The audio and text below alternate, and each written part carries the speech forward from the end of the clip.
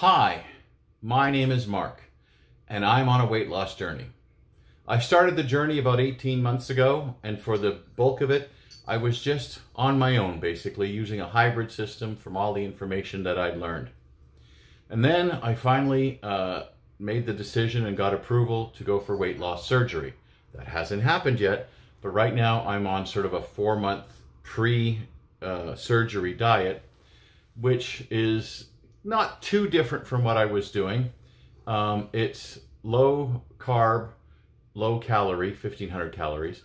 So I made these vlogs to share my journey, to hopefully help people understand what this kind of journey is like, for people who are on a journey to know they're not alone, to know that it can be done, and to give a sense of support. And I take support from the people who view it as well. So anyway, follow along and I'll give you a peek at what I'm doing and how I'm doing. Or maybe I should say how I'm doing and how I'm doing it. Tune in.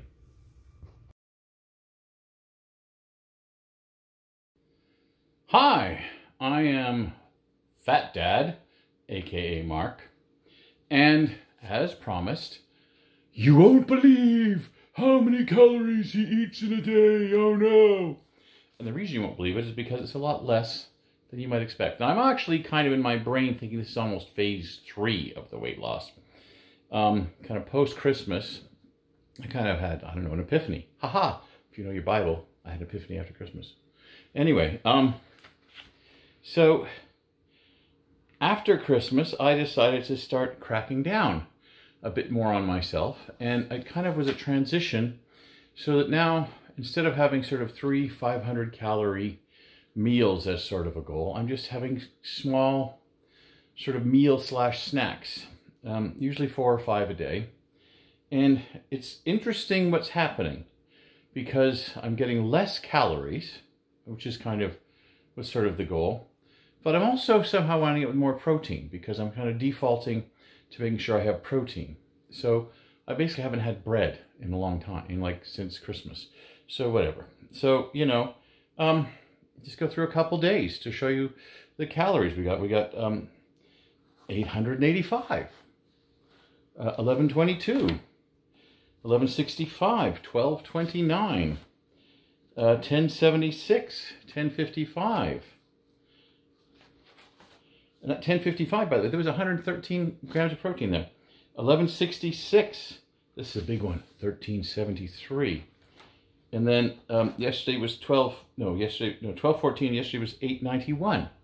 And because it's all spaced out, and because I'm concentrating on protein, I'm not feeling that hungry, which is a really good thing. So maybe if I can pan down a little. So you're not gonna see my face for a bit, but I'll pan down a little. You can see I'm not as fat as the picture. That was filmed from a very low angle. That was the, oh no, shocking giant fat man.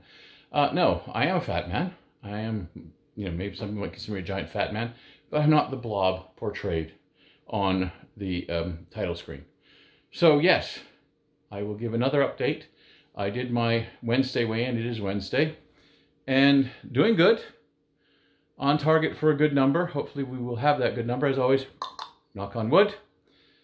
Carry on, and I will talk to you Saturday, and you will see it sometime after Saturday. Good morning. As you can see, it's raining. The wind just died down right before I started filming. A lot of rain here again in where I am in California.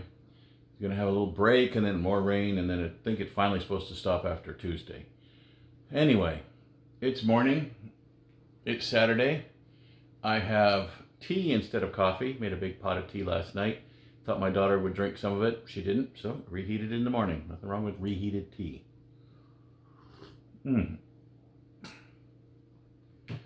So, lead with the big story, I guess. So I had been hoping, I had a little mini goal of hitting 420, because then I'd make a joke about 420 and it's equal to 30 stone, man. But I didn't hit it. I started, and I'm going to use the decimals, which I don't do for the official scorecard on the spreadsheet. but I kind of like them this time, so I'm going to mention them because reason I don't use the decimals is because the scale doesn't always lock on. And so I'm kind of estimating. So I figure since I'm sometimes estimating, I need to just ignore the decimals at all times.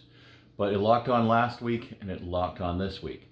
So last week was 427.7 and this week was 423.0. So it's an actual loss of 4.7 pounds. But according to the official scorecard, it only goes from 427 to 423. So it's listed as 4 pounds, but I can give myself a little personal pat on the head, or pat on the back, I guess, for nearly 5 pounds, which is okay, it's decent. More lessons kind of accidentally being learned. So the first epiphany, again that joke, occurred when I had to crack down after gaining weight on Christmas. And then I kind of switched to, wound up accidentally doing what I'm supposed to do, which is small meals like 4 or 5 times a day. Still keeping the max at 1,500. I haven't really come close to the 1,500 yet, and I can pull out the book, hang on. The Gospel According to Weight Loss. Sorry, that's a bit sacrilegious maybe, whatever. So, yeah, and we got us up to Wednesday morning, I think, last time. So, you know, I didn't add up that one. Anyway, so yeah, we had 891, and then I have no idea what this one is, so I forgot to add it up. As a quick guess, that's actually a light one. That's under 1,000, that one. And then we had, Thursday was 1420. That was a big one. What did I do wrong there? Oh, yeah. I had a fairly big lunch, and it was protein drink, well, protein mix, a banana. I had an extra 4 ounces of almond milk, and then I had cheese and crackers, and all that together came to 510, which isn't bad for a meal, but it's bad if your plan is to have multiple small meals. And then last night was 1,071, you know, so whatever. So that's lesson number 1 learned during the crackdown. And it worked out good because I didn't really feel hungry because I knew, you know, okay, well, I'm hungry now. It's only been 2 hours since I ate. But you know what? I can have a small something now, as long as I just have small somethings. And the small somethings added up to less of a whole. I think because when you're hungry, you maybe overeat. And so this week, the lesson learned, or being learned, is adding more vegetables. And they're great because they add less calories, and you got to choose the right kind of vegetables. So they don't have, because there are some high carb vegetables. You got to watch out. Like corn isn't a vegetable. Corn is a grain. Anyway, so adding the vegetables has helped because then you get more volume without a lot more calories. You know, I can have a big serving of beets, 200 grams of beets. That's getting close to a 1/4 pound of beets. No, 1/2 pound of beets. No, let me think. Getting close to 1/2 pound of beets, actually. And that's 86 calories. So it's a lot of beets that you can have. You know, and there's other vegetables that are similar idea. So that's helping out a lot. So I'm adding in the vegetables now.